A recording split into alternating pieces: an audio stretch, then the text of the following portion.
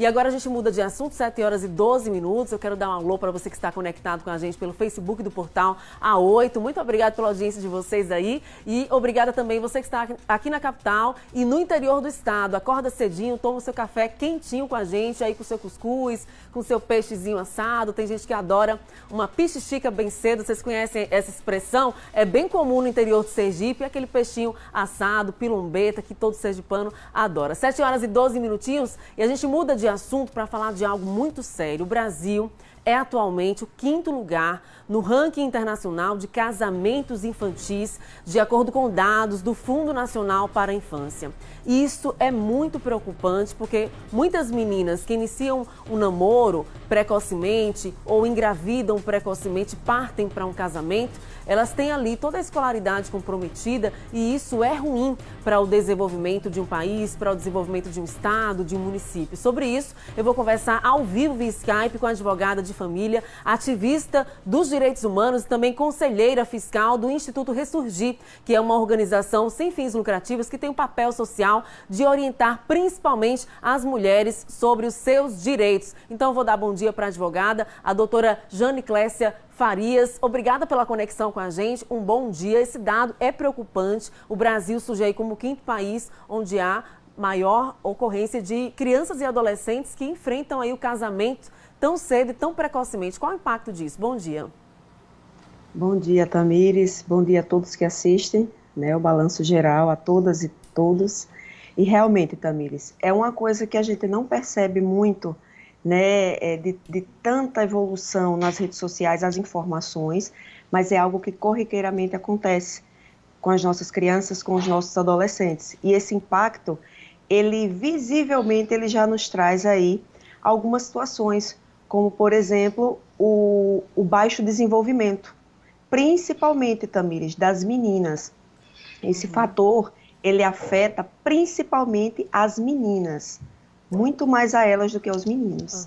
Inclusive, doutora Jane, a gente já reforça essa informação porque foi descoberto, inclusive, que aproximadamente 3 milhões de meninas entre 6 e 15 anos enfrentam já os desafios de uma vida adulta. Ou seja, ao invés de elas estarem estudando, se preparando para um futuro, né, realmente investindo no intelectual para que depois possam gerar renda para suas famílias, não, elas enfrentam logo, muito rapidamente, os desafios de uma vida adulta. Cuidam de casa, já cuidam logo de filho, com diversas responsabilidades domésticas. Isso é algo cultural? É preciso, então, políticas públicas no nosso país para incentivar as nossas meninas, as nossas adolescentes a estudarem, né? O casamento fica um pouquinho para depois, com uma estrutura melhor no futuro, né?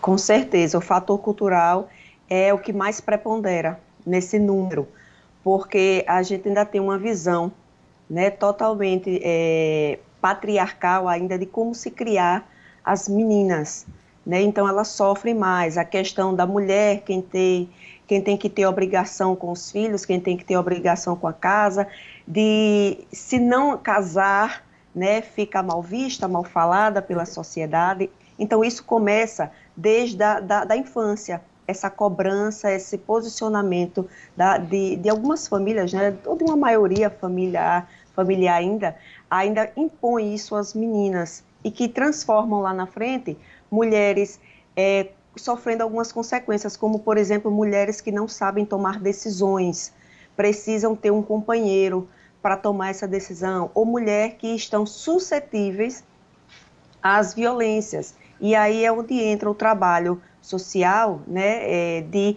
buscar inserir essas meninas mais tempo na escola. Então, a educação é o grande diferencial, né? As famílias devem trabalhar com as meninas mais diretamente, que sofrem mais, né, mas não descartando também com os meninos, o incentivo à duração maior na escola, porque quanto mais elas permanecem no âmbito escolar, mas a gente vê esse impacto diminuir. A gente já vê bons resultados quando as meninas elas são incentivadas a permanecerem mais tempo na escola.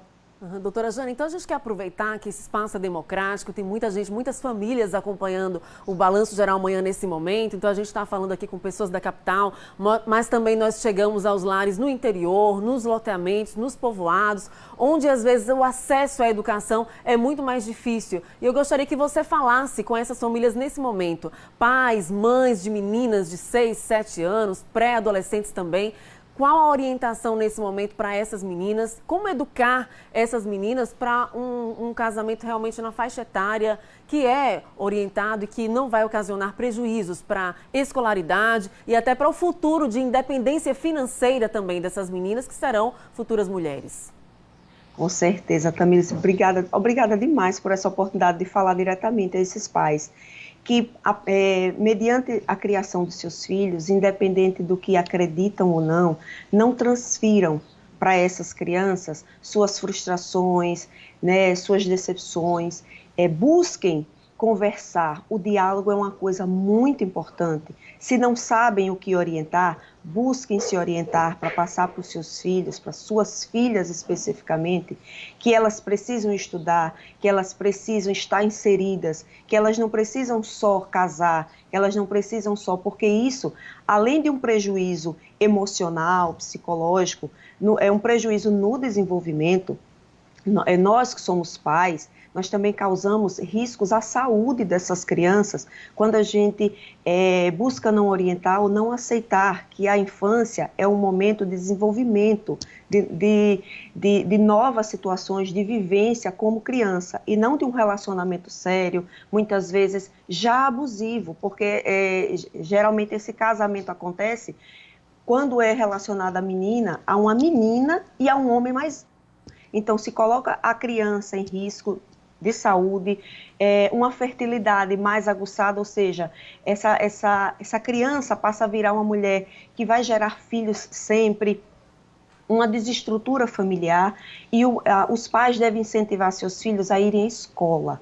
A educação é a base para um conhecimento, para um discernimento, para um desenvolvimento social a essas crianças de grande importância. É com base na educação, com base no respeito, com base no diálogo que a gente vê as crianças se tornarem adultos e cada vez mais protelarem o ato do casamento e a gravidez.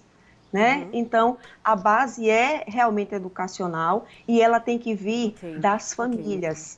Olha, isso é muito importante, inclusive países em que há o controle de natalidade, os índices apontam melhores índices de educação. Então é muito importante que os gestores, sejam em esfera federal, estadual, municipal, possam gerar políticas públicas de educar essas famílias para uma orientação no sentido de planejamento familiar, de que haja um planejamento familiar e de uma inserção dessas meninas, futuras mulheres, na escola, na faculdade, no mercado de trabalho, porque aí sim vão ter mulheres independentes e depois elas poderão ter até mais condições psicológicas e financeiras de constituir uma família. Obrigada, doutora Jane, muito obrigada pela participação aqui no Balanço Geral Amanhã.